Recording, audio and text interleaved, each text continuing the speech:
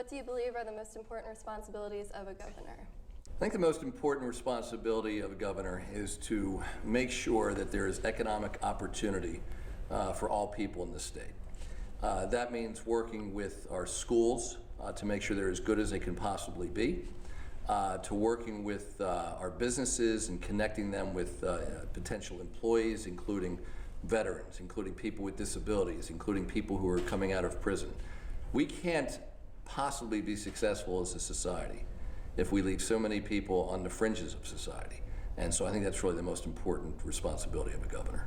Yeah, you mentioned the entrepreneurship. Your weekly message transcript on April 1st was about assisting Delaware entrepreneurs. What steps have been taken to achieve this? A lot. I mean, to some extent, we're in the business of removing impediments for success. And so government's never going to create the jobs, but what we have to do is we have to create the kind of nurturing environment where entrepreneurs can be successful. And what entrepreneurs need is they need access to great talent.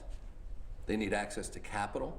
So we're working on a bill right now to make sure that entrepreneurs can raise more capital, to make it easier for them to raise more capital, to connect them with institutions of higher education, and to do all the things so that it's easier for them to recruit great talent in our state. So we invest in quality of life as well. So it's really a function of all those things. Also reducing some of the regulatory burden too. This is your final year of governorship. What is your top goal between now and when you leave office? You know, I'm really proud of the progress my administration has made on a whole number of fronts, and what we want to do is we want to accelerate that work. We want to leave things as strong as we possibly can so that when I hand this office over to the next governor, there's a lot of momentum and that they feel like they can, build on what we've done and take the state to the next level. And this is a more personal question. What did you want to be when you were a senior in high school? Did you always know you wanted to work in politics, or was this kind of something you picked up later on? You know, it was right around that time that I decided I wanted to do something in public service, and I wasn't sure what exact direction that would take me in, but it was right around when I was 17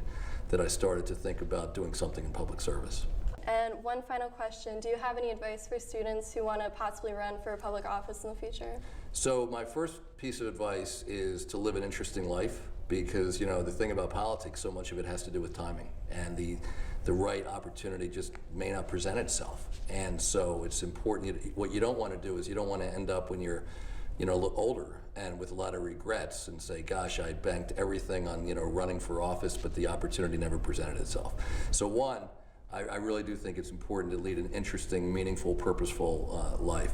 But beyond that, get involved in somebody else's campaign. Get involved in an issue. Speak up. Here in Delaware, just as an example, we passed statewide recycling after it hadn't passed for like 3 decades, largely because of the advocacy of some very young people in our state back around 2008 and 2009.